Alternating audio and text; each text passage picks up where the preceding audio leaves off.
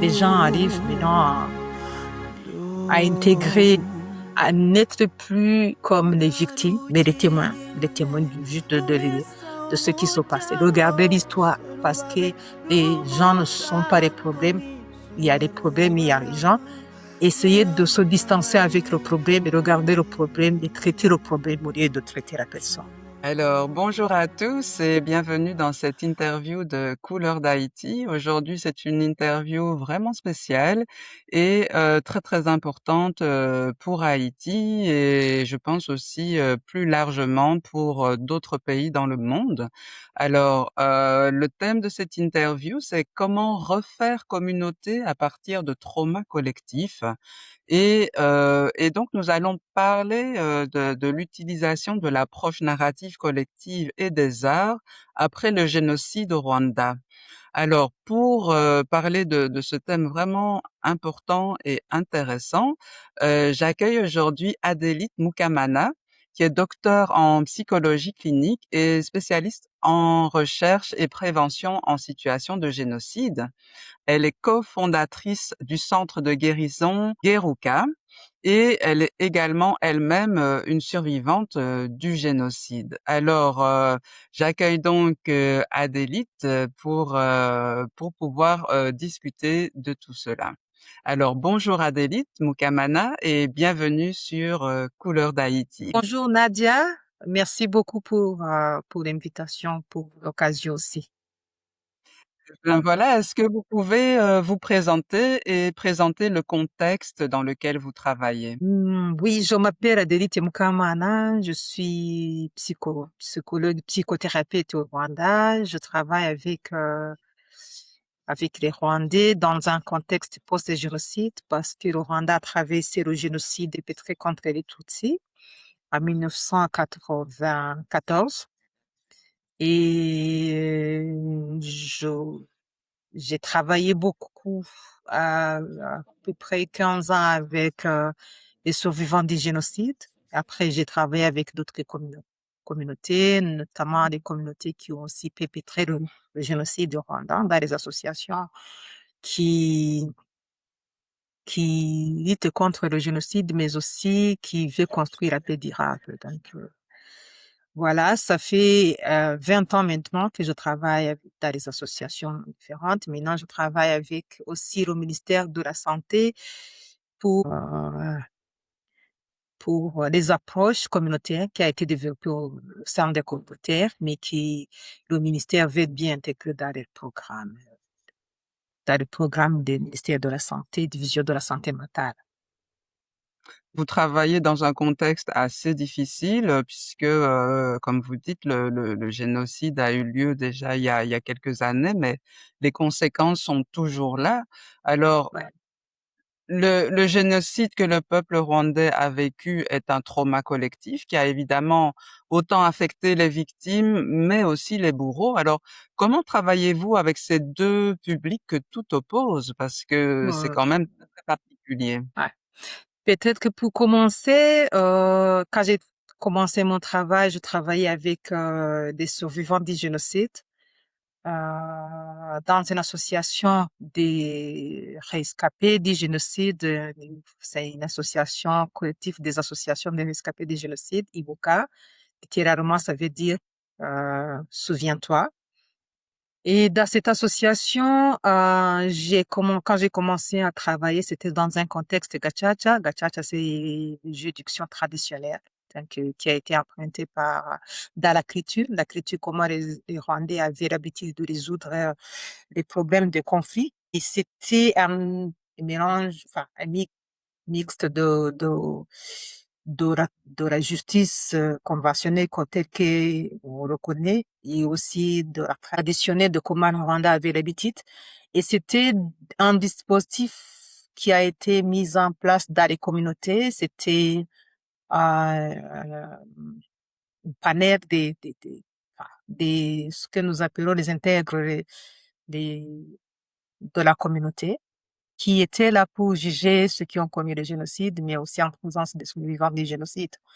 Dans ce contexte-là, c'était pas facile parce que les survivants devraient confronter la réalité, la vérité de ce qui a été fait pendant le génocide. Et c'était pas évident. C'était un dispositif enfin, qui rappelle ce qui s'est passé, mais la vérité, mais quelle vérité enfin, de ce qui s'est passé, de comment on a tué les membres de les familles, de comment on les a violés, des choses comme ça, des choses horribles que qui devraient nous retraumatiser par définition, quoi.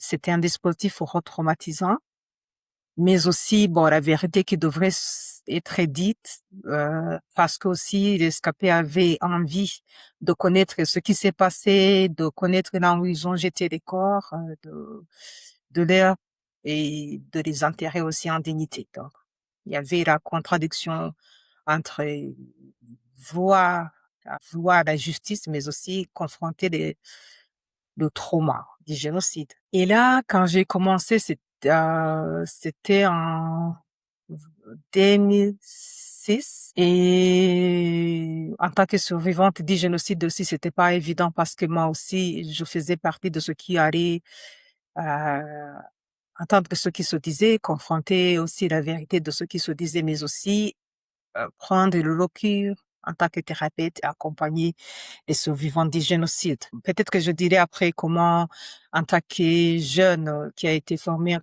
comme psychologue, qui devrait aussi accompagner, mais dans un cadre assez particulier qui mettait en question ce que je venais d'étudier, des approches enfin, conventionnelles que j'avais étudiées à l'école, mais qui ne répondaient pas forcément au contexte du pays. Et comment aussi j'ai rencontré d'autres personnes qui m'ont aidé à apprendre d'autres choses, notamment des approches narratives qui m'ont beaucoup aidé à accompagner les survivants du génocide. Et le génocide en tant que tel, c'est un crime hors du commun. Dans le contexte du Rwanda, c'est encore assez particulier parce qu'il y a la proximité entre les survivants du génocide et les bourreaux. Ils vivent sous les mêmes collines, ils doivent se rencontrer, puiser de l'eau sous les mêmes sources, ils se rencontrent au marché, dans les écoles, partout. Ils devraient vivre ensemble, mais à quel prix? C'est ça le souci. À quel prix? Parce qu'il fallait trouver moyen de vivre, de vivre ensemble qui n'était pas aussi facile. Et c'est un trauma qui dépasse dans tous les traumas là où il y a eu lieu des génocides ou crimes contre l'humanité ou tout simplement les crimes en masse. Hein. On voit les gens qui confrontent la mort, mais aussi le crime qui est commis par l'humanité, alors que normalement l'homme tel qu'il a été créé ou comme il est, c'est un homme, un être social qui vient en relation avec l'autre. Et l'autre n'existait plus parce que l'autre, c'était le danger. C'est quelqu'un qui représente le danger, qui représente la mort, l'anéantissement. Et comment le vivre ensemble alors, après ça. Et c'était quelque chose collectif dans le sens que le génocide est venu pour détruire le tissu social qui connectait les gens, qui mettait les gens ensemble, le vivre ensemble n'était plus quelque chose envisageable parce que le voisin qui servait comme quelqu'un en qui on doit s'appuyer parce qu'il y a des proverbes aussi qui se disent en Kinyarwanda qui disaient euh, le voisin c'est quelqu'un de très important qui était le fin quand votre maison est en flammes. Et maintenant, c'est le voisin qui vient enflammer votre maison. Donc, il y avait vraiment tout ça qui mettait en danger le tissu social, qui mettait en danger le relationnel, qui mettait en question l'identité de la personne parce que on se voyait plus comme l'homme en tant que tel, parce que l'identité était mise en question là, pendant le génocide, donc, on déshumanisait beaucoup les Tutsis, on les appelait des serpents, des cafards. L'identité dans le sens que maintenant, on s'identifie dans l'identité des victimes. Là, c'était compliqué aussi parce qu'après le génocide aussi, il y avait la question de la mémoire. Comment se souvenir de ce qui s'est passé, comment intégrer dans notre culture, normalement, quand on a perdu quelqu'un, des gens viennent chez vous pour vous soutenir, pour dire courage, pour être là, juste pour toi. Et maintenant, t'accompagner dans ce processus et ce qui s'est passé pendant le génocide. Les gens n'ont pas eu le temps même d'intérêt, d'être accompagnés. Mais en même temps, c'était les voisins qui ont tué les deux. Donc, c'était vraiment quelque chose de très compliqué qui dépassait ce que nous avons appris à l'école en tant que septembre. Parce que les gens qui venaient nous consulter disaient, donc, ce qui me fait mal, ce n'est pas parce que j'arrive pas, ce n'est pas parce qu'on a, peut-être que j'ai perdu les membres de la famille, mais comment se fait-il que c'est mon oncle peut-être qui a tué mon père, parce que ici c'est un génocide très complexe, parce qu'on voyait les familles qui avaient des mixtes, des mariages mixtes, là où il y avait des mariages entre Hutus et Tutsis, et après pendant le génocide, c'est des membres de votre belle famille qui viennent pour vous tuer, des choses comme ça, ou des gens à qui on faisait confiance, les marraines, les parrains, des choses comme ça. Donc, il y avait beaucoup de trucs qui s'est passé qui faisaient mal dans la relation, qui faisaient mal dans l'identité en tant que personne, qui faisaient mal partout. Et, et la collectivité de ces traumas a fait que on s'est imaginé un dispositif d'accompagnement, pas forcément individuel, même s'il y avait ceux qui avaient besoin vraiment d'un accompagnement individuel, mais beaucoup plus accompagnement en groupe. Donc, là, comme je vous ai dit, dans les Gachacha, on faisait des groupes d'accompagnement pour les survivants du génocide. Et après ce travail que j'ai fait plus de 10 ans, j'ai eu la chance d'aller dans d'autres institutions qui travaillaient beaucoup plus sur la construction de la paix durable, mais qui avaient un volet de la santé mentale d'abord pour aider les gens à guérir les blessures de la vie ou du génocide, et après faire un travail de réconciliation, de la cohésion sociale. Dans ces dispositifs-là, ce qu'on faisait ou ce qu'ils font même aujourd'hui, c'est créer un dispositif, un setting qui fait que les rescapés du génocide et les familles des bourrons qui sont repentis, qui sont dans la communauté maintenant, viennent ensemble pour discuter ce qui s'est passé, trouver un terrain d'attente, demander pardon si possible et aussi offrir le pardon. Et dans ce dispositif aussi, j'ai eu la chance aussi de comprendre ce qui se passe de l'autre côté des bureaux et qui viennent souvent avec le sentiment de culpabilité, de honte et, et qui les faisait mal, qui faisait que avec ces sentiments-là, ils développent des symptômes que nous avons appris à l'école comme manque de sommeil, même les symptômes physiques, se sentent mal dans l'estomac, les maux de tête. Il y avait tous ces symptômes-là, mais qui s'expliquaient par le fait qu'ils ont participé dans le génocide, qu'ils ont développé la honte, la culpabilité, la, la, la suspicion, s'ils savent pas comment retourner dans la communauté et vivre en paix avec les survivants du génocide et leurs familles. Et leur souffrance était autour de ça et de l'identité aussi différente, bien sûr, hein, parce que je vais pas en même temps comparer la souffrance des survivants et des bourreaux, c'est différent. Parce qu'avec le survivant, c'est imaginable. Mais de l'autre côté, il y a une autre souffrance de notre forme aussi, du fait qu'on a participé, du fait qu'ils ont été bourreaux, de fait qu'ils ont été en prison. Il y avait une autre souffrance euh, que on va pas comparer forcément, mais il y a une souffrance. Et c'était pas forcément ceux qui ont subi le génocide directement ou ceux qui ont commis. On a travaillé aussi avec les jeunes, d'un côté des jeunes des descendants des survivants du génocide, de l'autre côté les jeunes ici des familles des bourreaux. On a vu que il y a une sorte de transmission de, de signes et de symptômes. Des enfants des survivants du génocide qui ont les mêmes signes que leurs parents, comme la peur, l'anxiété, quelquefois la dépression, le manque de confiance à l'autre, la relation d'hypervigilance, la relation compliquée entre les jeunes, parce que tout simplement, ils savent ce qui s'est passé ou même pas. Il y a le silence aussi qui s'installe, mais comme je vous ai dit, dans le génocide de proximité et le gachacha qui a eu lieu, il y a les enfants qui ont certaines informations, même si les parents ne leur disent pas ce qui s'est passé. Mais ils sont dans la communauté où tout le monde connaît tout le monde, où certaines choses se disent, même sans le vouloir, il y a les informations. Mais le fait aussi de transmettre les signes sans pour autant parler. La peur des parents, l'anxiété des parents, la dépression qui se transmet d'une manière ou d'une autre.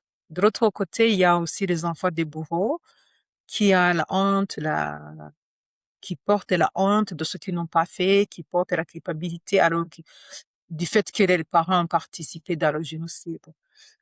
Euh, Être enfant du bourreau aussi, c'est pas quelque chose de facile pour les enfants parce que la plupart des enfants nous disaient, vous savez, des gens nous voient toujours comme les enfants des bourreaux et des fois dans la communauté, on peut jouer en tant que comme les autres enfants jouer au foot, mais si jamais malheur tu fais une faute, ils vont au lieu de vous le garder comme quelqu'un qui a fait une faute, hein, comme d'autres enfants, ils vont dire ah voilà, il est comme son père, hein. Donc il y a des choses comme ça qui se disaient dans la communauté qui faisaient mal aux enfants. Mais le fait aussi que les enfants demandent à leurs parents comment ce qu'ils ont fait pendant le génocide et les parents qui n'arrivent pas à l'expliquer.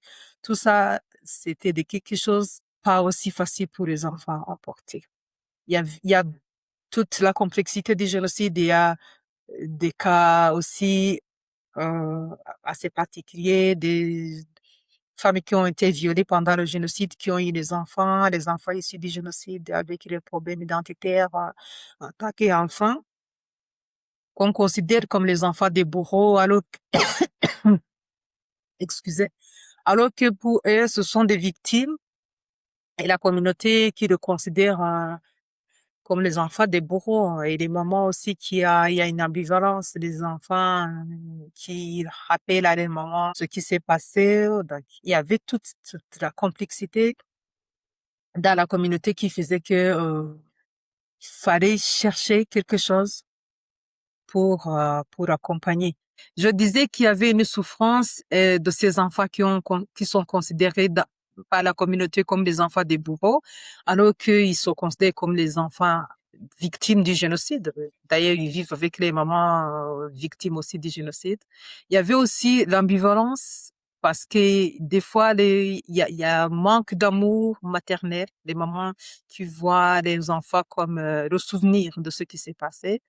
Il y a le côté relationnel très compliqué entre les mamans et les enfants.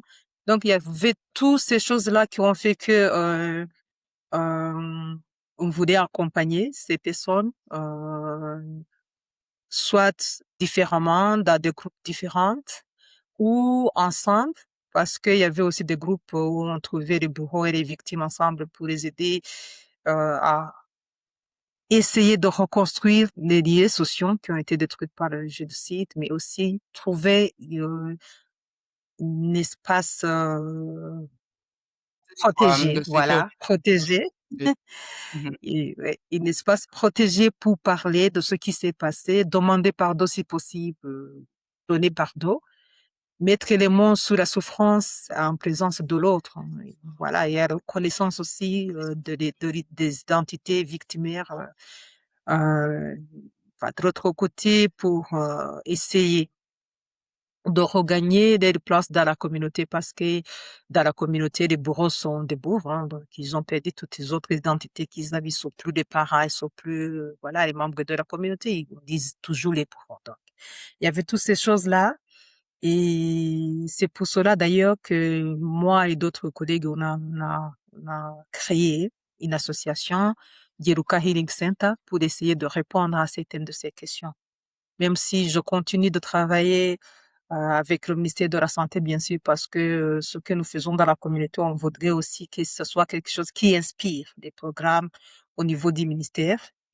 Et aussi sensibiliser la communauté sur les traumatismes collectifs qui ont fait que le tissu social a été anéanti, les problèmes de l'identité sont toujours là, les problèmes psychologiques et relationnels sont toujours là. Il faut traiter si on veut que dans l'avenir, plus, au moins que les jeunes n'héritent pas, il y a pas l'héritage de ces souffrances. Donc, voilà, et, en grosso modo, ce que je peux dire de la situation ici au Rwanda. Ah ben oui, oui, oui, c'est vrai que c'est très très complexe, hein, puisque comme vous dites, il y a différents niveaux de traumatisme, de au niveau identitaire aussi, il y a différents niveaux. Donc là, vous aviez donc utilisé les groupes comment les groupes qui permettaient un espace de parole et c'était vraiment Mhm. donc tiré directement de la culture ancestrale. Et donc là, vous dites en fait que ça suffisait pas, que ce n'était pas totalement adapté et que vous avez dû chercher un peu d'autres méthodes pour pouvoir vraiment, en plus d'adresser au traumatisme, mais aussi de refaire communauté. Donc, comment ça s'est passé, ce passage donc des groupes avec les pratiques ancestrales, les pratiques culturelles, avec l'évolution alors vers d'autres pratiques qui étaient peut-être plus adaptées. Comment ça s'est passé ce Oui, passage-là et puis les ouais, différentes phases aussi? ouais. Hmm. Au fait, il y avait trois choses. Il y avait ce que nous avons appris à l'école, les conventionnels, enfin, tout ce qu'on a appris, hein, des, des méthodes, des approches. Il y avait aussi ce qui était dans la communauté, comment la communauté arrivait à gérer la question des conflits, des traumatismes, hein. Donc, ça répondait pas forcément à notre question de comment savoir aider les gens. Et c'est en 2007 que nous avons eu la chance de rencontrer d'autres personnes qui utilisent le narrative thérapie. C'était David Dedber, Shiro White et d'autres collègues du centre Darwich. Et ils sont venus nous proposer une autre approche, une approche narrative. Et cette approche-là nous a aidé beaucoup. Pourquoi? Parce que d'abord, dans d'autres approches, on parlait que la souffrance. Comment? Parce que la souffrance du génocide est énorme. On ne sait pas quoi en faire. Et des fois, on n'arrivait pas vraiment à, à savoir comment s'en sortir. Et des approches narratives, ce sont des approches qui, oui, bien sûr, on parle de la souffrance, mais on parle aussi de la résistance. On parle aussi des compétences, des connaissances et tout ça qui aide déjà à surmonter, à faire face, à, à répondre à des difficultés de la vie. Et c'est ça. On a commencé à comprendre que peut-être que ce qui faisait qu'on n'arrivait pas vraiment à s'en sortir, c'est que on se focalisait beaucoup plus sur le génocide et les effets du génocide et ce qui se passait dans le génocide. Mais on oubliait que les gens ont pu survivre après le génocide et comment ils ont pu survivre. On est allé chercher aussi dans l'écriture, ce qui aidait les gens et je me souviens quand on a commencé avec Ibuka, avec l'équipe qui était formée, on commençait à dire dans la critique, quand les gens avaient des difficultés, il y avait d'autres à côté qui étaient là, juste être là pour dire Komera. Donc, sois fort. Il y a aussi la danse, et la danse qui nous aidait dans les moments difficiles à s'exprimer à travers la danse, mais aussi à se connecter. Il y avait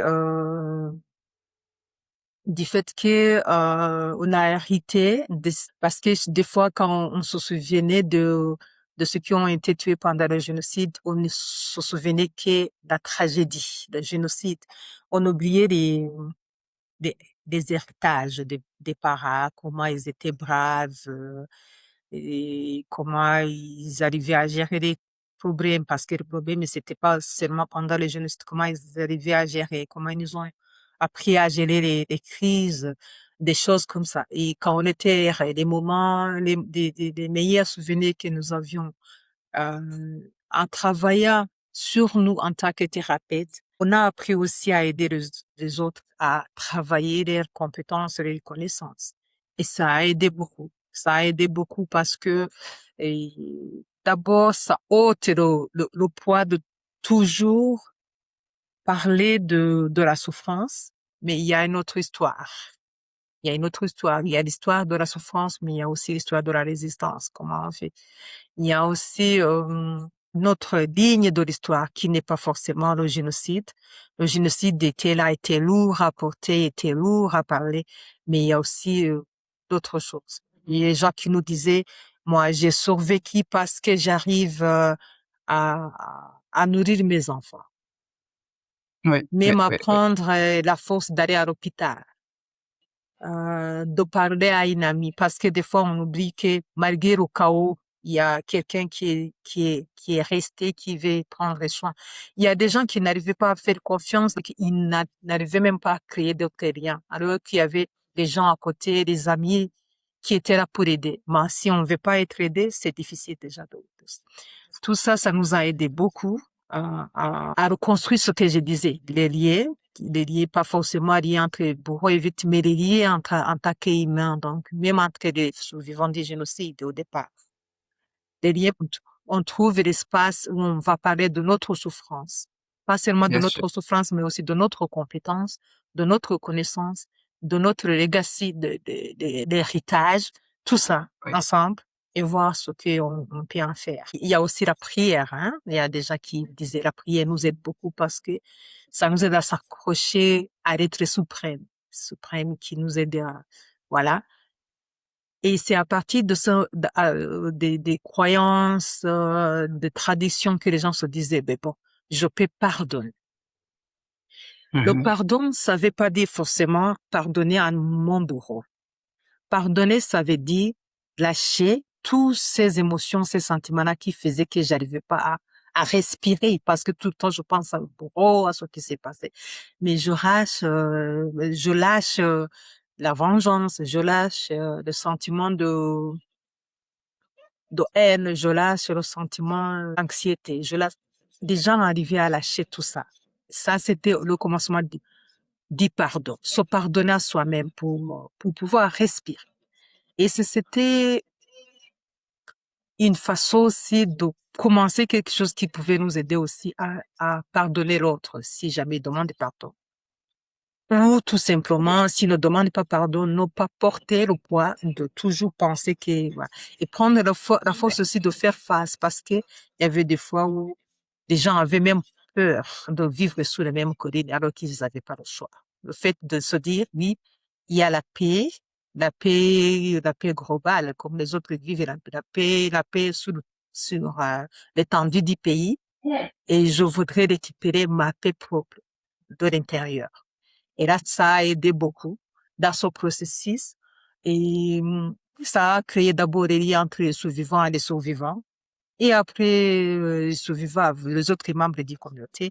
Et plus tard, peut-être, entre les survivants, les familles des bourreaux, entre les survivants et les bourreaux. Et là, c'est un processus de guérison dans le sens où, dans notre culture, on aime dire vivre, c'est vivre ensemble. Donc, on ne sait pas, on ne sait pas vivre si on ne vit pas avec l'autre, et on peut pas vivre avec l'autre si on ne vit pas soi-même. Et les thérapies ont commencé d'abord par aider à ces personnes-là à vivre d'abord pour pouvoir vivre avec l'autre, pour être en relation avec l'autre. Et, et dans notre culture, on a l'adage qui dit que quand on vit avec l'autre, c'est à ce moment qu'on peut être prospère. La prospérité vient du fait que on vit avec, en relation avec l'autre et on peut être prospère. Tout ça dans la philosophie rwandaise et on a dit travailler tout ce parcours pour se dire, voilà, les gens arrivent maintenant à intégrer, à n'être plus comme les victimes, mais les témoins juste de ce qui se passe. Regarder l'histoire parce que les gens ne sont pas les problèmes, il y a des problèmes, il y a les gens. Essayer de se distancer avec le problème et regarder le problème et traiter le problème au lieu de traiter la personne. Et peut-être je vais juste faire un point sur ce qu'est l'approche narrative collective. Donc en fait, l'approche narrative collective, c'est vraiment une approche, comme vous avez dit, qui permet en fait de travailler sur des traumatismes, mais à partir des ressources que les personnes ont et pas sur les traumatismes eux-mêmes. Et donc ça permet de trouver autant des ressources personnelles, mais familiales et communautaires, ce qui refait le lien, en fait, ce qui permet de refaire le lien avec, avec la communauté et avec ses propres forces, ses propres ressources. Et donc là, de ce que vous venez de dire, il y avait plusieurs éléments intéressants. C'est premièrement, vous aussi, en tant que psychologue, en tant que personne qui intervient et qui aide, vous avez vécu vous-même ce processus de Ouais, comment d'aller voir vos ressources par rapport au traumatisme. Et alors aussi, ce que j'ai compris, c'est que dans les groupes de narration, il y avait, donc il y avait vous qui aviez été formés et puis après dans les groupes que vous avez animés, il y avait, des victimes et des bourreaux, mais que dans ce groupe, en fait, chacun allait chercher les ressources et ça permettait de faire communauté, c'est bien ça? tout à fait. Beh, c'est très, très intéressant. Je sais aussi que par rapport à l'approche narrative collective, il y a ce transfert des témoignages à un moment ou à un autre. Donc, comment est-ce que vous avez vécu tout le processus? Comment est-ce que vous avez utilisé l'approche narrative collective et les arts aussi, sur tout le processus? Et est-ce que dans votre pratique de l'approche narrative collective, est-ce que vous avez aussi intégré des pratiques culturelles, d'autres pratiques aussi. Donc comment est-ce que vous Ouais. avez, mis en place alors, À des projets narratifs, nous avons utilisé beaucoup des choses venant de notre culture, mais aussi s'appuyant sur les approches narratives. Des approches narratives, nous avons ce que nous appelons la documentation. Et dans la documentation, c'était être ensemble, euh, documenter les forces, les ressources et les compétences que nous avons eues ensemble.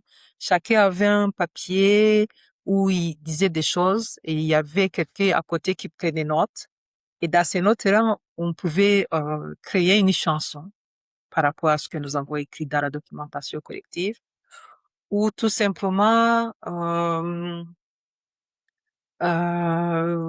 créer une sorte de dessin, et dessine quelque chose ensemble. On met, par exemple, dans les approches narratives, vous savez ce que nous appelons euh, le- l'arbre de la vie. Et on créait des arbres, on écrivait des choses, d'où nous venons, ce que nous avons appris avec nos anciens, des compétences. On échangeait et on discutait de ce que chacun a appris de l'autre dans l'écriture pas rwandaise seulement, dans l'écriture africaine. La rubrique a une place particulière et chaque arbre a une signification. Et dans notre culture, je ne sais pas comment on appelle l'arbre en français, mais il y avait ce que nous appelons mouvement. C'était un grand arbre là où les sages de la communauté aimaient se rencontrer pour, quand il y avait un conflit, inviter la communauté, discuter et arriver à résoudre le conflit. Et dans cet arbre-là, c'était pas seulement ça. Il y avait aussi des rites, des rituels qui se faisaient aussi quand il y avait l'omar dans la communauté. Il y avait des rituels qui se faisaient en dessous de l'arbre pour apaiser les esprits. Donc, il y avait beaucoup de choses. Il y avait aussi une façon où les gens se disaient, moi, quand j'ai beaucoup de questions, je vais sous cet arbre-là, je parle à l'arbre, et je dis tous mes souffrances. Et des fois, quand je me mets en silence, c'est comme si j'entends des voix qui répondent à mes questionnements ou je me sens en paix. Donc, il y avait tous ces croyances, tous ces dynamiques-là qui faisaient qu'on apprenait des choses des uns des autres et on apprenait des compétences enfin, en tout cas, on apprenait des uns des autres des compétences qu'on peut utiliser dans notre vie. Et il y avait des fois on créait une sorte de forêt. Et dans la forêt, on se disait qu'est-ce qu'on peut faire. Et quand on était petit, on allait dans les forêts pour ramasser des petits branches sèches pour le faire à la maison, pour pouvoir préparer à manger à la maison. Et il y avait aussi des fruits qui tombaient et les enfants allaient dans les forêts pour ramasser et se nourrir. Il y avait des choses comme ça qu'on faisait symboliquement pour nous dire qu'est-ce qu'on peut faire ensemble, qu'est-ce qui nous nourrit en tant que personnes qui sont ensemble comme cette forêt-là. Qu'est-ce que je vais faire? Qu'est-ce que je vais obtenir de la forêt? Mais qu'est-ce que aussi je vais offrir? Parce que la forêt, c'est pas, l'arbre a besoin de nous pour se nourrir, mais aussi au retour, l'arbre aussi va nous nourrir. Même si c'était symbolique, mais on avait des choses à se dire à travers tous ces symboles-là, de ce qu'on faisait quand on était petit, des bons souvenirs dans les forêts aux alentours de nous, et comment des forêts nous nourrissaient, et nous aussi, comment nous entretenions des forêts. Et à part ça, avec les jeunes, il y avait des compétences aussi de dessin. Ils dessinaient des tableaux, ils mettaient des choses, tout ce qu'ils voulaient, et ils nous expliquaient le tableau en question. Des fois, on voyait que les jeunes viennent et dessinent des choses qui, en même temps, montrent la souffrance, mais ce qui nécessite de la souffrance, la force de vouloir faire face à la vie, la force de- disons, dans le groupe de jeunes avec des issus du viol. Un jour, je me souviens, un jeune qui a fait un dessin, et dans ce dessin, il y avait tout ce qui est une sorte de problème qui, qui, qui, qui faisait face dans la communauté, le rejet par la famille et de la mère, les informations de la communauté qui disaient que c'est un enfant de bourreau, les difficultés d'aller à l'école, toutes ces choses-là. Et tout ce compost, c'est une sorte de compost. Et ce qui naissait de ce compost, c'est la force de montrer aux gens qu'il n'est pas seulement ça, qu'il y a un enfant qui peut être utile. Il était vraiment bien en football. Il formait des jeunes dans sa communauté. Il jouait avec les petits dans sa communauté et les enseignait comment jouer au football. Il faisait, il a fait une association avec d'autres jeunes pour cultiver les tomates. C'était un garçon très utile dans la communauté qui a été après accepté par la communauté en tant que tel, en tant non pas seulement comme un garçon qui est né du viol, mais comme un garçon très utile. Et les gens ont commencé à l'aimer et parce qu'il a montré à la communauté qu'il n'est pas que ça, même si ça faisait aussi partie de son identité. Et les autres qui se disaient peut-être que nous aussi, si on devient utile, si on faisait des choses, si on allait au-delà de cette identité pour en informer d'autres, parce que dans les groupes, toujours on disait on est pluriel, on n'est pas qu'une fille, on est aussi quelqu'un qui a étudié, quelqu'un qui fait ceci et cela. Tout ça, ça fait notre identité. Et dans ça, les gens partageaient l'expérience, partageaient les souffrances, mais partageaient aussi des compétences. Et il y avait des fois aussi, on utilisait le théâtre. Je me souviens des jeunes qui utilisaient le théâtre, qui essayaient de s'imaginer ce qui s'est passé pendant le génocide. Et ils jouaient une partie de ce qui s'est passé. Ils jouaient aussi comment ça les a affectés en tant que jeunes. Et ils exprimaient le silence autour du génocide et comment ça les affecte. des brebis, des informations qui viennent de la communauté et comment ça les affecte dans le parcours scolaire, dans les relations, dans tout ce qui se passe dans les vies, dans la manière dont ils voulaient se marier, tout ça. Dans les fiançailles, des fois, il y a des mots qui viennent, qui dé- découragent dans les relations, des choses comme ça. Ils jouaient ça, ils montraient aux parents comment ça les affecte à travers le théâtre, sans vexer les parents, mais en voulant des infos des, sur comment les traumatismes viennent les affecter. Tout ça, c'est ce qu'on faisait. Surtout les jeunes aimaient utiliser le théâtre et le dessin et la danse. Dans les groupes des parents, c'est beaucoup plus la parole, mais aussi les outils que nous utilisions, des rubriques de la vie, Team of Life, des choses comme ça qui faisaient que chaque fois, il y avait des connaissances de ce que nous avons appris dans les narrative thérapie, mais aussi des, des connaissances que nous avions dans notre culture. On s'appuyait sur l'écriture, mais aussi en même temps, on s'appuyait sur les connaissances que nous avons apprises dans des approches narratives. Oui, oui, oui.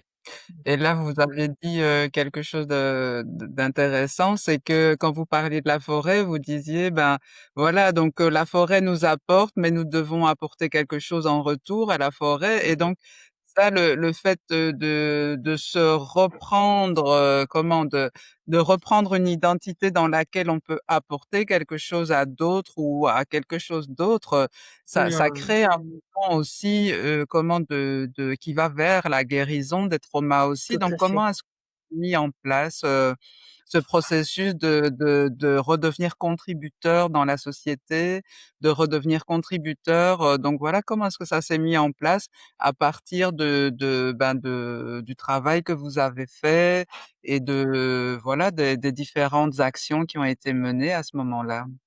C'est une très bonne expérience parce que des fois, quand on est victime de quelque chose, on n'a même pas un élan vital de faire face. Et on se dit, on est anéanti, et je n'ai rien à offrir, je suis fini, quoi. Et quand on a commencé à retravailler nos capacités aussi à offrir, on a commencé à se dire, mais ce n'est pas... Parce que chaque fois qu'on pensait offrir, les gens pensent toujours aux choses matérielles. Mais ils ont vu qu'il peut offrir l'amour, ils ont vu qu'il peut offrir prendre soin de l'autre, même prendre des soins de soi. Ils ont vu que, ils ont des compétences aussi, juste de sourire. Parce que je me souviens d'une femme qui nous disait, moi, après le génocide, je n'arrive pas à sourire. Je vais dans un endroit pour voir si je peux faire ça et j'y arrive pas. Tout ça, ils ont vu qu'ils ont des compétences de sourire, mais aussi sourire. Le sourire, ce n'est pas pour soi, c'est aussi pour l'autre. Donc, c'est agréable de savoir que même si on sourit, on offre la joie à l'autre. Tout ça, on a appris ensemble que c'est pas des choses, que des choses matérielles, mais aussi de l'émotionnel. Et c'est l'émotion qui fait que nous pouvons être, et après, si on est, on peut être en relation avec l'autre, comme la philosophie rwandaise le dit. Et si on est en relation d'autres, et il y a la possibilité aussi de prospérer dans la vie. Ben oui, tout à fait, hein. Mm. Donc, c'est vraiment un mouvement qui permet d'aller vers l'avant et Là, etc. Et donc vous mm, parliez que vous avez utilisé donc le théâtre, les chansons, et cetera. Et donc, comment est-ce que vous avez utilisé, ben, oui, tous les arts? Parce que tout à l'heure aussi enfin, je sais aussi que vous avez utilisé les percussions, et cetera. Donc, comment est-ce que vous avez utilisé donc le chant, la danse, les percussions et le dessin? Donc là, vous avez un peu parlé du dessin tout à l'heure, mais mm. vraiment pour soutenir et pour permettre, d'avancer ensemble, comment est-ce que vous avez utilisé tous ces arts? Au fait, au départ, on a voulu utiliser la parole parce que c'est facile de demander, mais quand ça devient lourd, on savait pas comment faire. Et comme je vous ai dit, dans notre culture, le chant nous permet de respirer, si je peux dire ainsi. Au départ, on utilisait le chant en tant que des exercices d'énergisant. On veut s'énergie, on veut soulier. Et au départ, ce qui venait, c'est les chansons de l'église qui exprimaient la souffrance, mais aussi l'espoir.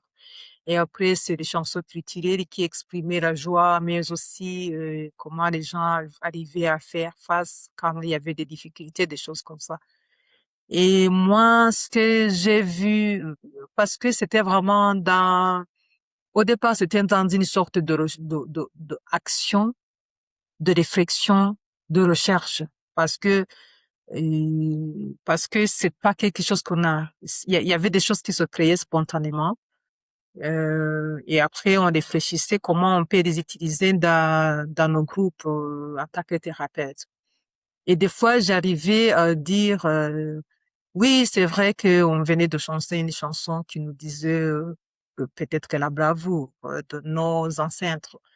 Et quand je, quand je pense que maintenant, on parle de comment on a souffert, mais la force que nous avons aussi, et puis qu'est-ce que la chanson vous dit. Donc, on faisait une conversation autour de la chanson.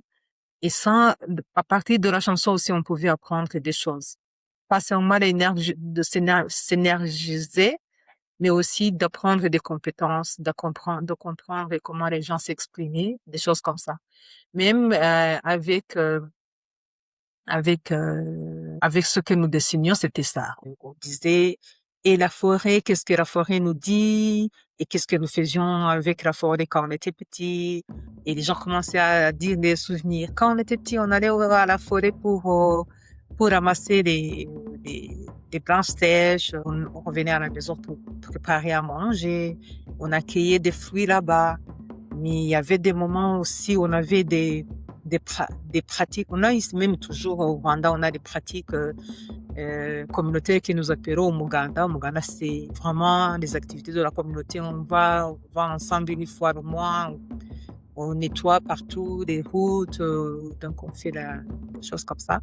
Et dans ces activités communautaires aussi, on faisait soin à la forêt aussi pour lui permettre de prospérer, de donner des fruits, de donner des branches sèches, parce que sinon la forêt aussi a besoin de soins.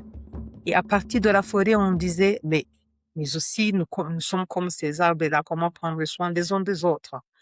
Et dans ce sens-là, il y avait ce qui se passait qui nous permettait de réfléchir, de discuter et on ramenait tout à nous. Comment on, comment on a vécu l'expérience de la forêt et comment on peut s'approprier de ces compétences-là de la forêt, de nourrir, mais aussi d'avoir besoin d'être nourri pour porter ses fruits, des choses comme ça. On travaillait dans ce sens-là. Et au départ, comme je disais, la vie et la forêt, c'est dans les pratiques natives partout. Et on verra la plupart des praticiens natifs qui utilisent ça, mais j'imagine qu'ils utilisent ça de manière différente, suivant la culture, suivant ce que ça veut dire, l'arbre dans l'écriture. Et tout ça, ça les aide. Dans notre culture, et c'était beaucoup ce que la forêt nous offrait, ce que l'arbre nous offre, et comment nous utilisons ça dans notre vie, de compétences, et connaissances, de soins envers l'autre. Voilà, des choses comme ça. Même le théâtre, le théâtre, c'est connu. Donc, il y a ceux qui jouent nous transmet le message et chacun va réfléchir. C'était les jeunes qui organisaient des groupes, des théâtres dans les groupes et on faisait ce que nous appelons des convivialités. Donc, on invitait la communauté aux alentours pour jouer au théâtre. Et après ça, on utilisait ceux qui venaient du théâtre pour discuter avec la communauté et la communauté qui disait oui, c'est vrai que voilà, et ça, c'est dans ce que nous appelons des discussions intergénérationnelles. Parce que il y avait chaque fois ce que les jeunes aimaient dire, le silence autour du génocide.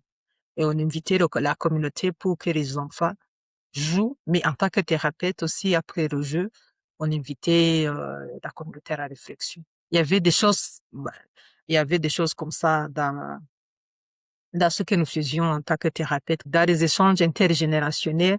Il y a ce qui se disait et nous étions là pour faciliter la conversation et l'émotion qui pouvait naître de ces dispositifs-là. Bah oui, et donc ces discussions intergénérationnelles, c'est vraiment intéressant parce qu'en effet, comme vous dites, ben il y a des choses qui ne se disent pas, il y a des choses, voilà, qui sont occultées, qui ne peuvent pas être dites, etc. Et ça se transmet de génération en génération. Et aussi, ben, il y a aussi, ben, le fait d'aller chercher les ressources des ancêtres, comme vous avez dit aussi, à travers, bah, des chants, etc. Donc, il y a vraiment au niveau transgénérationnel quelque chose aussi qui a pu se reconstruire, d'après ce que je Ouais. comprends. Alors, Mm. comment est-ce que vous avez pu voir concrètement, les résultats de ces discussions transgénérationnelles et ben, de tout ce qui s'est passé autour de ça? Donc, parce que ça, c'est vraiment une des façons vraiment de refaire du lien et d'avancer aussi avec une construction peut-être interne beaucoup plus forte. Donc, comment est-ce que ça s'est passé, ces Bah discussions oui. transgénérationnelles? Dans des discussions intergénérationnelles, on faisait des discussions ciblées, si je peux dire ainsi. On invitait les parents de ces jeunes, même si les parents ne faisaient pas partie de groupes de thérapie. Dans les sessions de convivialité, on invitait les parents, les membres de la famille. On disait à chaque enfant ou à chaque jeune, ce n'est plus des enfants d'ailleurs, d'inviter au moins deux ou trois personnes de sa famille. Et là, comment nous avons mesuré d'impact, c'est que nous faisons normalement un groupe pendant à peu près 3 mois et nous faisons 3 ou 4 séances de follow-up ou de suivi. Dans les séances de suivi, on demandait aux jeunes comment ça s'est passé après ce que nous avons fait dans les groupes intergénérationnels. Et ce que nous voyons toujours, c'est qu'ils disent, oui, vous savez qu'après ce que nous avons fait, on a pu discuter dans notre famille d'une manière saine, si je peux dire, hein, sans gêne de ce qui s'est passé. Ça a été une ouverture aussi de demander ce que nous ne nous ont pas demandé avant. Ce qui concerne le génocide, commencer par le théâtre, comment ils ont vu le théâtre, et les parents qui disaient des expériences aussi, sans pour autant être blessés par ce qu'ils nous disent, parce qu'ils trouvent ils ont trouvé une ouverture, quelque chose qui leur a permis de commencer quelque part. Et le théâtre, c'est le point de départ pour amorcer la conversation au sein des communautés. Et les enfants qui nous disaient, mais quand vous avez eu cette conversation, donc comment ça vous a aidé et qu'est-ce que ça vous a dit? Donc, ils ont dit, tu sais, des fois, il y avait des comportements des parents qu'on n'arrivait pas à décoder, mais si papa me dit, chaque fois que je me souviens de ça, j'ai envie de, de dormir, j'ai envie de quitter, j'ai envie d'aller dans un cabaret pour prendre une bière. Donc, il y avait des comportements où la maman qui disait, j'ai envie tout simplement de me taire et de ne rien dire. Et des enfants qui nous disaient, il y avait des comportements chez nos parents qu'on n'arrivait pas à s'exprimer. OK? Mais comme le théâtre nous a aidés comme point de départ dans la conversation des communautés, ça nous a aidé aussi de comprendre nos parents, de comprendre de leurs souffrances, même s'il y avait des parents peut-être qui s'exprimaient par rapport aux émotions, il y avait d'autres qui arrivaient à dire des histoires. Et voilà, ça a aidé les jeunes aussi de comprendre ce qui s'est passé. Il y avait des jeunes qui nous disaient aussi, d'ailleurs, je demandais le fait de comprendre qu'est-ce que ça change pour vous. Ils disaient, oh, OK, je sens que la peur que j'avais, c'était pas ma peur, c'est la peur qui était transmise par mes parents. Et comme je n'arrivais pas à mettre des mots dessus, de comprendre ce qui se passait, j'avais peur avec les voisins, peut-être que je devrais pas, des choses comme ça. Et je commence à me sentir à l'aise avec peut-être d'autres jeunes aux alentours, des choses comme ça. Donc, il y avait des choses qui nous permettaient aussi d'aider les jeunes à travers ces ces settings, ces dispositifs intergénérationnels. Il y avait aussi ceux qui aidaient aussi les parents, même s'ils n'étaient pas, comment je peux dire, effet ondulaire qui fait que il y avait d'autres qui n'ont pas participé, mais qui ont eu la chance aussi de commencer quelque chose. Pas peut-être de guérir, mais de commencer un parcours vers quelque chose qui les aide dans leur vie avant de voir ces discussions-là. Et il y avait des parents qui nous téléphonaient après, qui nous disaient, vous savez, est-ce que vous avez, je me souviens qu'il y a des parents qui nous disaient, les enfants ont eu la chance de vous rencontrer, est-ce qu'on peut aussi créer un groupe pour nous, parents, des choses comme ça. Il y avait des demandes comme ça. Bien sûr, on ne pouvait pas répondre à toutes ces demandes-là, mais au moins on savait que les gens ont senti qu'ils ont besoin au moins voilà, de parler ou d'être accompagnés dans ce processus. Ben, c'est très, très intéressant et en fait, c'est ça enfin, j'ai l'impression, d'après ce que vous dites là, que ça a renforcé, le fait de ne plus s'identifier au problème. Parce que c'est Ouais, ça aussi que permet, l'approche narrative collective, c'est de se désidentifier du problème et du traumatisme pour pouvoir, revenir vers son identité propre et là, d'après ce que oui, j'ai compris, donc même, les générations d'après ont pu faire ce processus de se absolument. désidentifier, voilà, je ne sais pas si vous voulez dire un mot par rapport à ça ou, Oui, parce que des fois, il y a cette association d'identité victimaire, alors qu'on n'est pas victime forcément, on est notre génération. Et cette association de l'identité des bourreaux aussi, alors qu'on était jeunes, on n'était même pas là. Le fait de comprendre le vécu de nos parents, de se distancier avec ce vécu, ça a aidé aussi la génération à souffrir moins, si je peux dire. C'est peut-être qu'il y a la souffrance qui va rester parce que le fait de ne pas avoir ses grands-parents, que les autres ont des grands-parents, le fait d'avoir son père en prison, sa mère ou son grand-père, il y a toujours la souffrance qui est là. Le fait de, de se dire, oui, il y a une souffrance parce que il y a des membres de la famille qui ont commis des choses, ou il y a des membres de la famille qui sont morts. C'est pas la même chose que de vivre la même chose alors qu'on n'était pas même là. C'est différent. C'est une souffrance, mais une souffrance différente. Et on pouvait travailler sur le fait que, bah, on a perdu des membres de la famille, on ne trouvait pas, mais comment vivre avec ça? C'est le deuil, quoi. Le deuil normal. Le deuil, travaille le deuil, on travaillait le deuil au lieu de travailler les traumatismes transgénérationnels. Donc, ça change le cas. Donc, on n'est plus dans la transmission, on est peut-être dans autre chose. Donc, on va travailler l'autre chose. Ou bien l'autre chose aussi à avoir une signification et ça guérit au fur et à mesure. Alors que peut-être ce qu'on n'arrive pas à exprimer, c'est aussi difficile à guérir. oui, tout à fait, tout à fait. Ben, en tout cas, c'est un processus vraiment, intéressant et alors, je sais aussi, que vous avez utilisé la danse et les percussions et que ça a eu vraiment quelque chose un des impacts intéressants donc par rapport au soutien, au travail et au soutien à la communauté. Donc comment est-ce que la danse et les percussions ont aidé dans ce travail? D'abord, la danse, c'est quelque chose qui est dans notre culture, hein. Si on connaît les Rwandais, ils aiment bien danser. Et la danse, ça, déjà par essence, ça libère les énergies négatives. Quand les gens dansent, ils sont bien contents, ils se connectent facilement. Et voilà, dans la danse, vraiment, on est dans quelque chose de collectif. Il y a la joie, il y a, voilà. Et dans la danse, quand les gens sont dans la danse, ils apprennent d'abord le vécu comme communautaire, parce qu'on est dans la dynamique de la communauté, et comme partout dans l'Afrique, les gens vivent vraiment dans la communauté. Et la danse nous aide à, à recréer les connexions entre les personnes.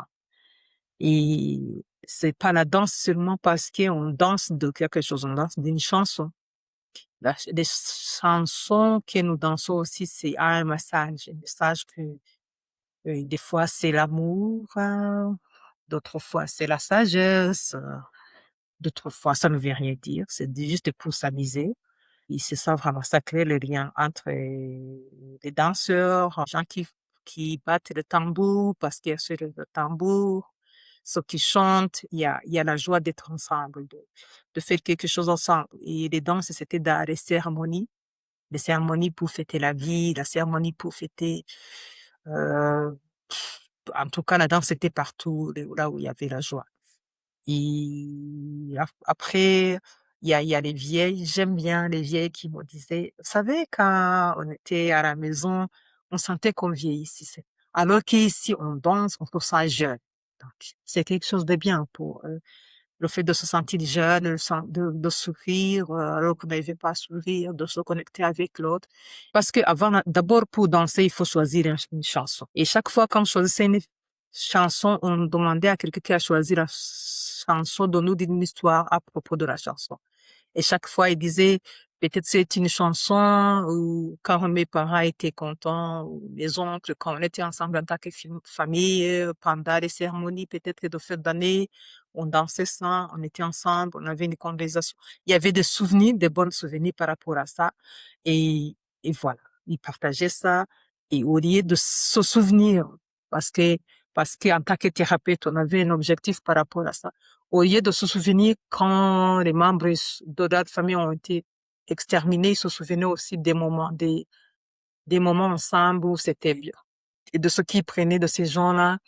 Et puis, d'ailleurs, ils rigolaient beaucoup. Ils disaient, je me souviens comment ils dansaient bien, l'autre dansait mal. Je me souviens quand ils avaient bu peut-être de la bière de sorgho, ou quand on était, voilà, dans la convivialité, quand on est gai, on a de la joie. Tout ça, ça a aidé les membres de nos groupes à ne pas se sentir tout simplement en tant que victime ou bourreau.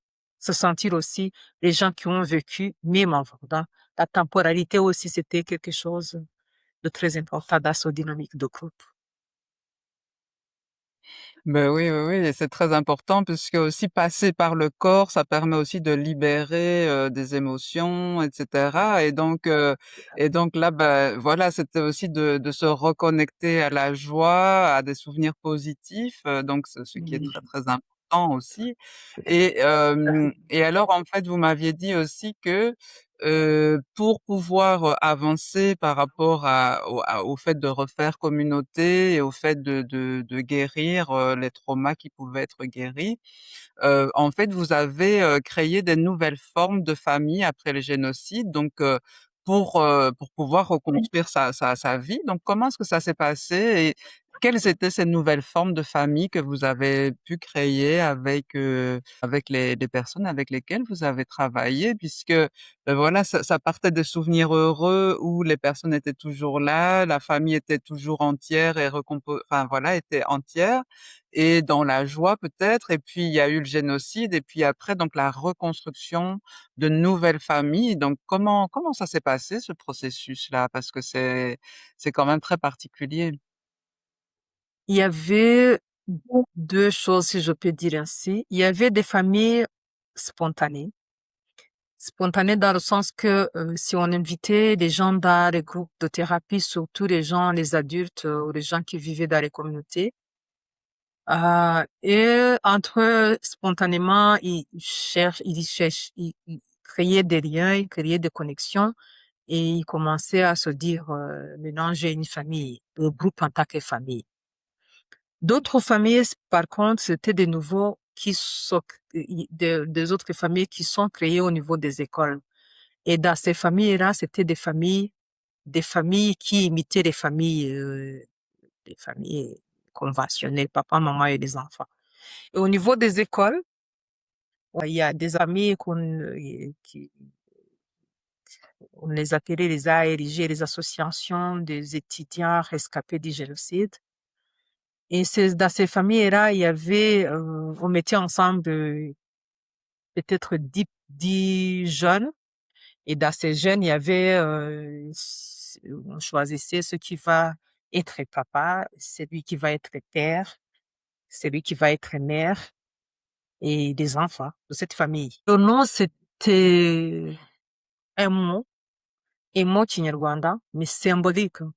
Peut-être de la bravoure, peut-être de l'amitié, peut-être de la finalité de comment il veut le devenir de ces enfants-là. Ils pouvaient s'appeler, par exemple, famille Inhoir. Inhoir, c'est-à-dire des héros. Parce qu'ils, peut-être ils veulent bien des héros. Et les autres comme ça. Et dans ces familles-là, celui qui est élu en tant que mère devrait se comporter comme tel, donner des conseils, suivre les autres. Et chaque fois, quand même, on essayait de voir quelqu'un qui est plus ou moins résilient ou résiliente par rapport aux autres. Quelqu'un qui n'échoue pas, qui est fort à l'école. On regardait quelqu'un qui n'a pas, qui peut porter les autres, si je peux dire. C'est même si le père et la mère aussi avaient des problèmes. Hum. Dans ce dispositif-là, il y avait des aînés. C'était une structure très bien organisée. Il y avait à l'école secondaire des familles, mais à l'université aussi, il y avait ce que nous appelions des grands-parents, parce qu'ils étaient là pour aussi conseiller les familles. Et les grands-parents venaient visiter les enfants à l'école et il y avait toute une structure comme ça qui faisait que l'enfant qui avait beaucoup de problèmes était identifié, l'enfant qui n'avait pas du savon, par exemple, des cahiers ou des choses comme ça. Il y avait d'autres pour soutenir qui disaient tel ou tel a des difficultés.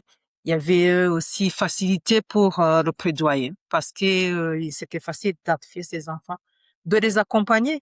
Même aujourd'hui, il y a des familles qui étaient des familles à l'école. Et après l'école, il y avait des familles qui continuaient dans ce que nous appelons les anciens étudiants de l'université qui faisaient aussi des familles post-école qui continuaient dans la communauté pour si jamais je me marie, il y a une famille qui va m'accompagner. Voilà, il y a mère et père et mes petits frères et sœurs qui vont m'accompagner. Donc, c'est une famille qui continue même jusqu'à aujourd'hui. J'ai ma famille, et même si je suis, je me suis mariée, je suis une grande fille, mais bon, j'ai toujours une famille là. J'ai quelqu'un que j'appelle papa dans cette famille-là doit ériger. Et ça, c'était vraiment au niveau de l'école. Et ça a aidé beaucoup parce que même si c'était une famille symbolique, ça, ça créait des liens, de se sentir appartenir à une famille, à quelque chose.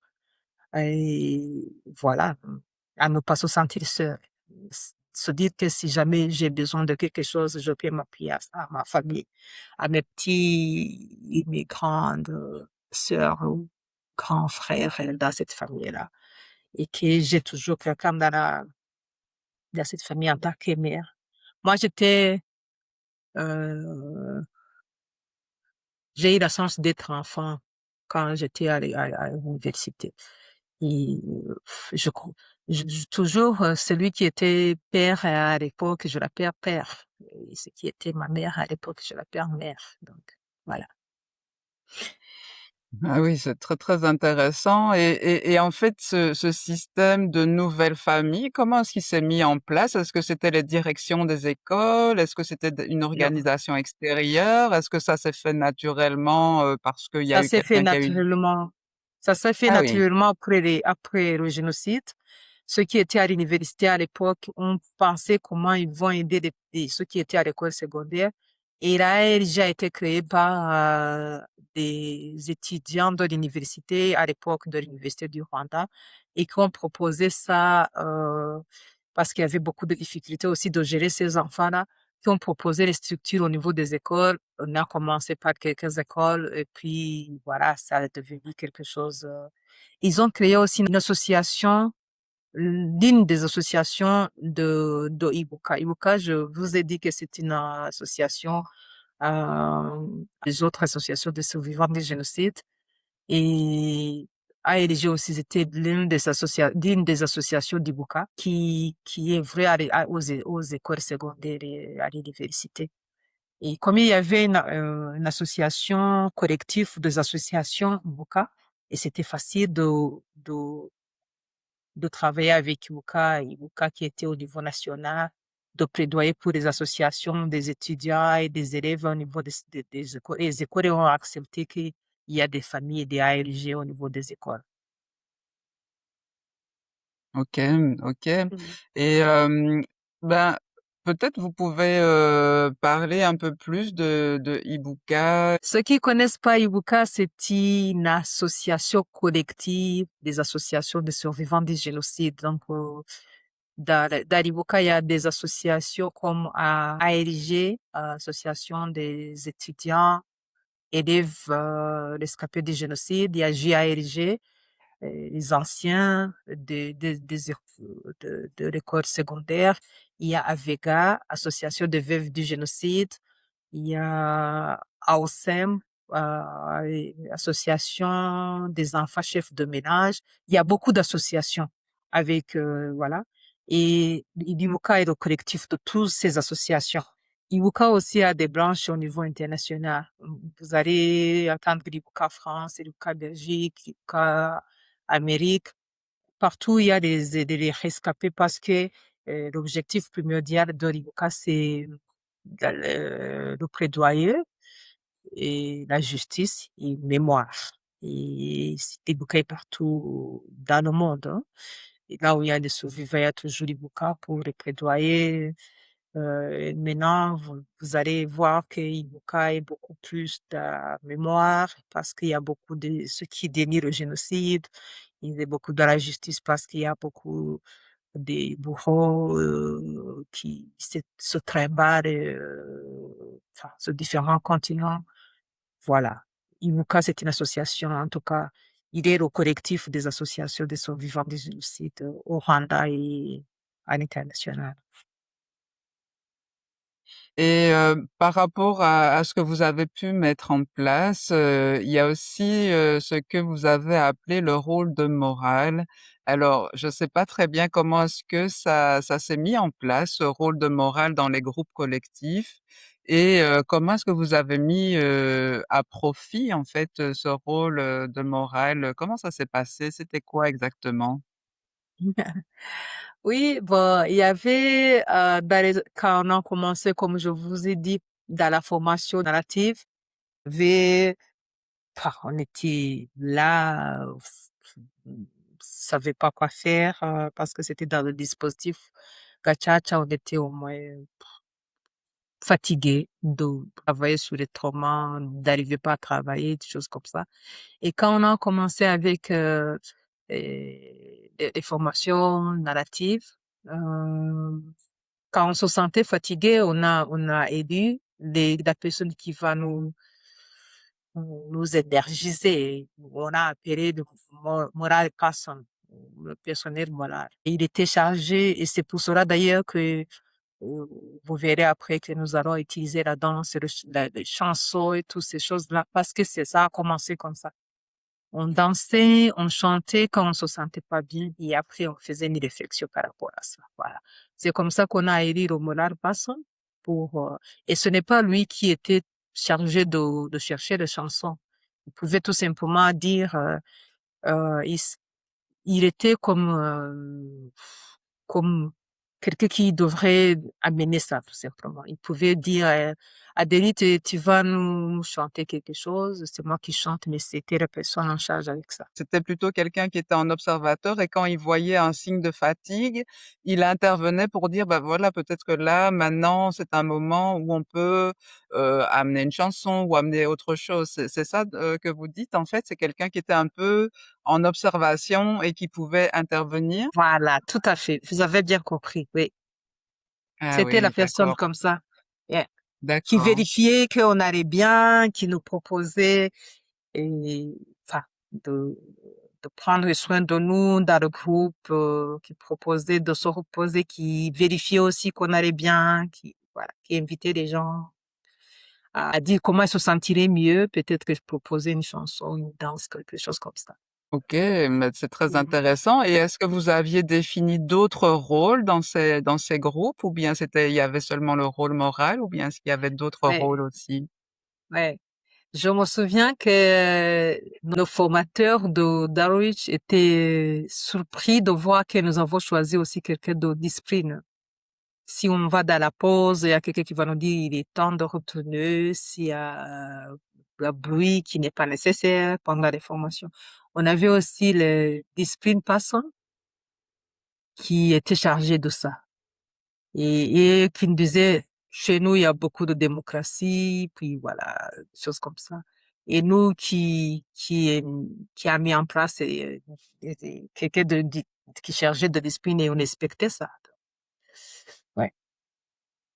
Ben, c'est intéressant donc voilà de pouvoir mettre en place en fait une régulation de groupe en fait, hein. C'était Ouais. vraiment pour Ouais. atteindre cet Il y objectif. avait quelqu'un aussi qui était chargé de social pour Ah voir oui. si, parce que pendant la formation, il y a peut-être y avoir quelqu'un qui ne mange pas peut-être que comme les autres, qui est sous les régime, qui est malade, vérifier. En tout cas, on a mis un dispositif de prendre soin des uns des autres qui permettait et puis on respectait ce qu'on avait choisi. C'est très intéressant et donc ça, si je comprends bien, ça a été fait principalement dans le groupe, des Les thérapeutes et des thérapeutes, ouais. psychologues? Hein, oui. Et justement, donc, est-ce qu'il y avait d'autres actions de soutien que vous aviez mis en place pour accompagner les psychologues et thérapeutes qui travaillaient avec les survivants du génocide? Est-ce qu'il y avait d'autres actions que vous avez mis en place parce que vous disiez vous-même que, bah, en tant que survivante du génocide, c'était pas toujours facile, etc. Donc, est-ce qu'il y avait d'autres choses que vous avez mis en place pour soutenir vraiment les personnes qui ont travaillé avec vous et vous-même? Oui, il y avait aussi ce qui est mandatoire, obligé à faire. C'était une supervision clinique et les supervisions cliniques étaient organisées pour aider les thérapeutes après l'accompagnement des survivants des génocides pour savoir comment ça s'est passé pour eux, mais aussi pour les survivants. Et ce que j'aimerais ajouter, c'est que vous avez vu que dans notre formation, on a mis en place un dispositif de moral pass, de discipline et de social. Et, et c'est pas les formateurs qui ont mis en place ces choses-là.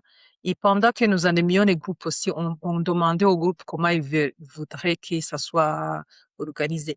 Et nous avons vu que dans nos groupes que nous accompagnons, il y a ceux qui ont choisi, par exemple, le rituel de prier avant de commencer. Donc, ce que nous avons vécu là nous a permis aussi de laisser les autres, que pendant que nous animions les groupes, de choisir d'autres choses qu'ils aimeraient en tant que groupe, de mettre en place des règles de base qu'ils aimeraient, comment ils voudraient que le dispositif soit organisé en dehors de ce que nous nous offrons en tant que thérapeute. Et il y avait des groupes qui choisissaient euh,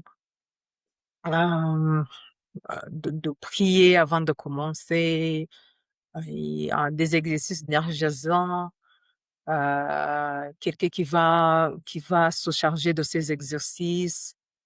On n'appelait pas forcément moral person, on appelait tout simplement quelqu'un qui va mener des exercices de relaxation. Il y avait des choses comme ça qui nous permettaient de créer un dispositif, mais pas rigide, un dispositif concret, qu'on co-crée avec les membres du groupe. Oui, et ça, c'est aussi important puisque ça vous permettait justement d'être acteur dans votre processus de formation et dans votre processus aussi de guérison, quoi. Donc, c'était très, très intéressant. Le sujet de la santé mentale ça reste relativement tabou, hein, d'après ce que encore aujourd'hui, car vous m'avez dit qu'il y avait seulement 9% de la population qui demande un accompagnement.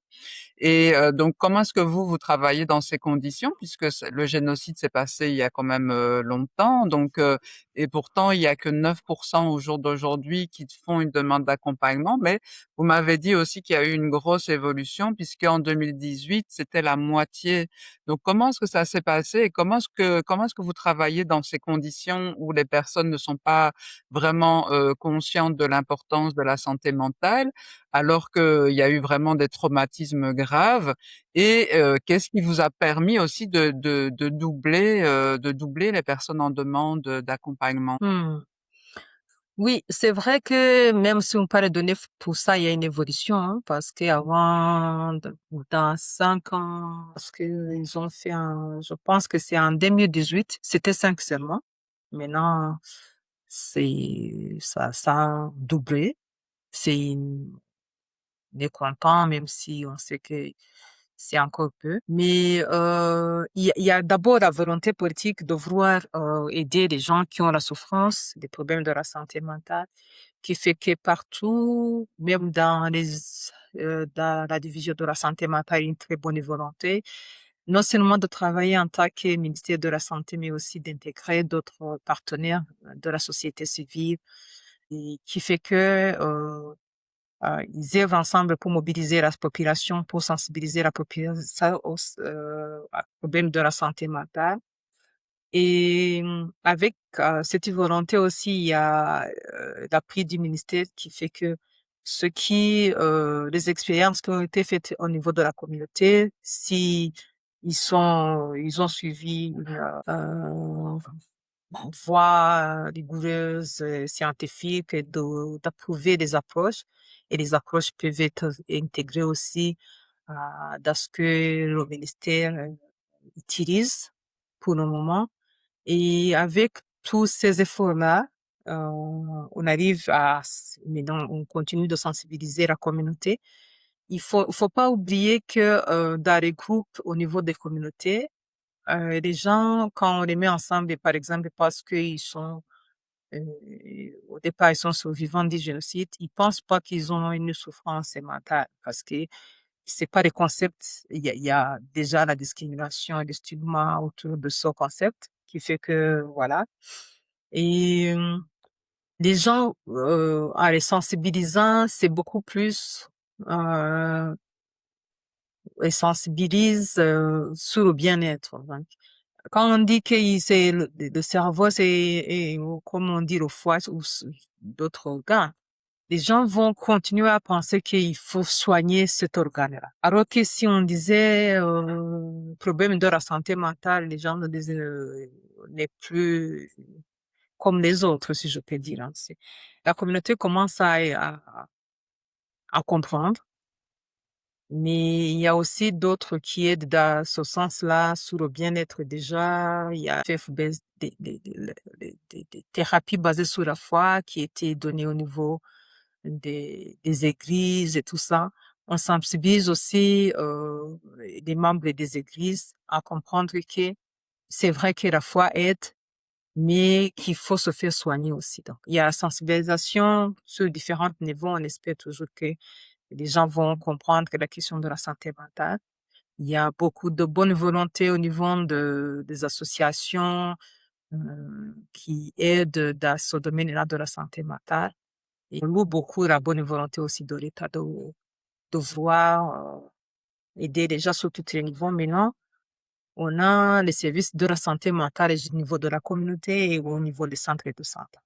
Et on pense qu'au fur et à mesure que la question soit prise en charge avec étant attaqué problème de la santé publique, ça va aider aussi la communauté à se faire soigner et l'effort continue. C'est intéressant que l'État, en ait fait une question de santé publique et qu'ils soutiennent, les initiatives, qui fonctionnent. Donc, est-ce et donc comment est-ce que ça se manifeste concrètement au niveau de la population? Est-ce que, je sais pas, est-ce que l'État, propose, des suivis à faible coût ou bien gratuitement? Ou bien comment est-ce que l'État favorise, les programmes de santé mentale?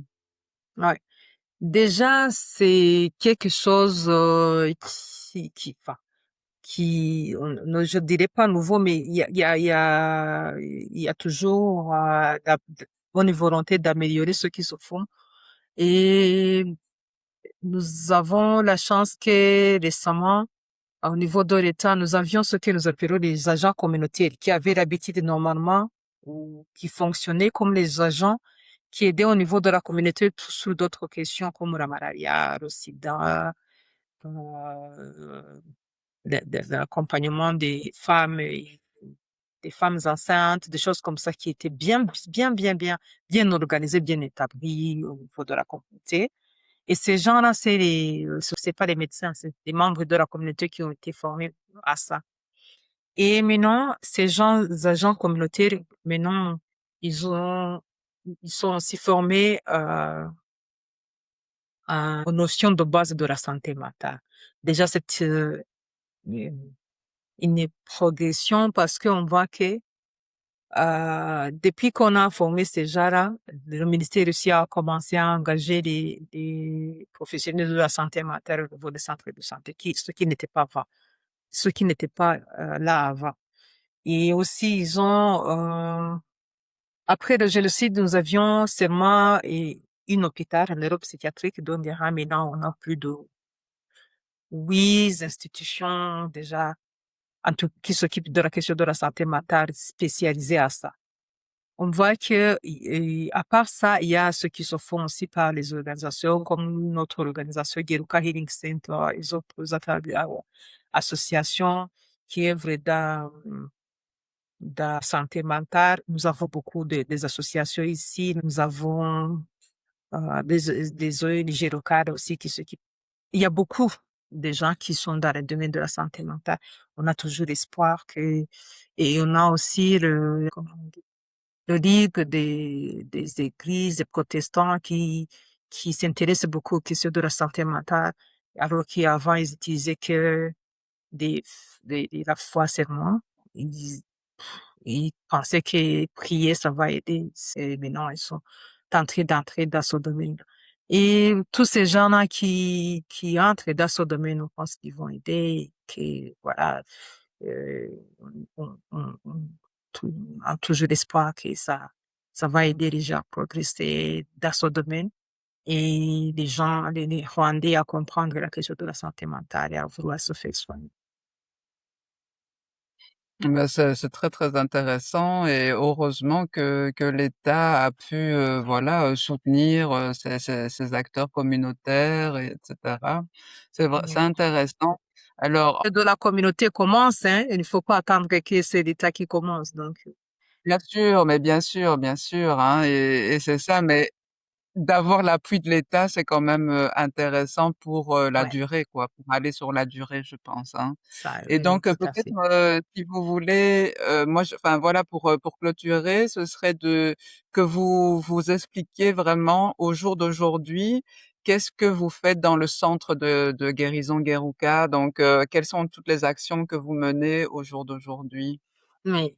Dans le centre Geruka Healing Center, nous faisons des choses sous différents niveaux. Nous sommes des psychothérapeutes spécialisés dans l'approche narrative. Et ce que nous faisons, en gros, c'est accompagner des gens individuellement parce qu'il y a des thérapeutes et ceux qui ont besoin de la thérapie individuelle. C'est accompagner les gens en groupe, surtout dans les écoles, dans la communauté, là où ils ont besoin. C'est aussi accompagner les institutions qui travaillent avec les vulnérables. Nous avons des associations ici par exemple, qui accompagnent les enfants de la rue, les, qui ont le personnel qui ont besoin de supervision clinique pour accompagner parce que c'est pas facile de travailler avec les associations qui travaillent avec la souffrance et de ne pas avoir les supervisions ou tout simplement avec les associations qui pensent qu'ils sont très exposés au traumatisme au travail stressant. Et nous créons, enfin, nous formons aussi les gens sur des pratiques narratives. Dernièrement, nous avons organisé des formations. Maintenant, nous avons des étudiants qui viennent pour les approches narratives au Rwanda et ailleurs. Maintenant, nous avons ceux qui sont venus, par exemple, de Somaliland. Et voilà, chaque année, nous organisons une formation comme ça pour créer ce raison des gens qui utilisent les approches narratives parce que nous avons vu que Vraiment, ça donne beaucoup de résultats ici. Ça aide beaucoup. Et le network aussi, les raisons de ces praticiens nous aide aussi à apprendre des autres contextes, d'enrichir notre contexte, mais aussi d'enseigner quelque chose de ce que nous avons appris aussi de notre expérience du Rwanda. Voilà. Eh ben merci beaucoup, docteur Adélie Merci Nkamana aussi. pour cette interview et je vous laisse le mot de la fin pour conclure. Donc voilà, si vous voulez juste dire quelque chose pour conclure cette cette interview vraiment intéressante, voilà, je vous laisse le mot de la fin.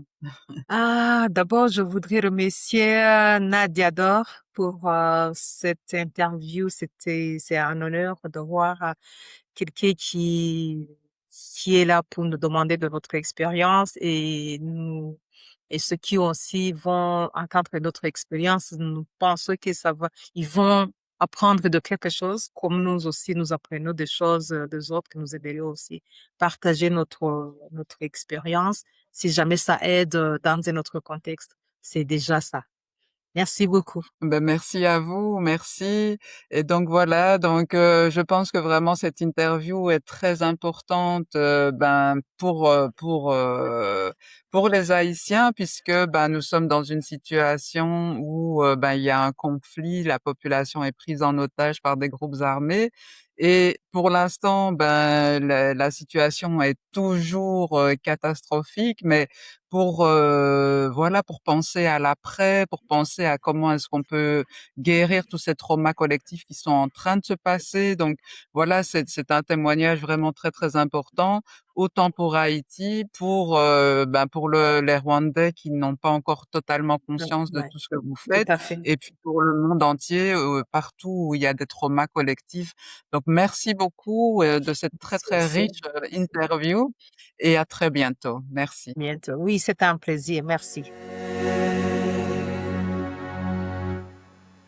murizihirane cyane mumenye kunda n'umwanya wanjye ntibaguhinda kandi umusanga ntukabikangwe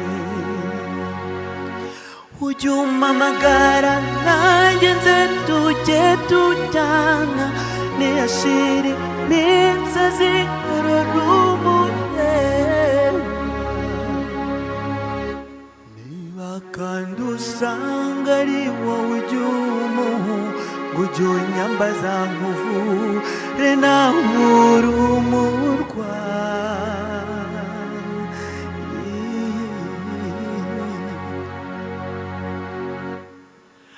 muhumure naratsinze niyemeye ku rukundo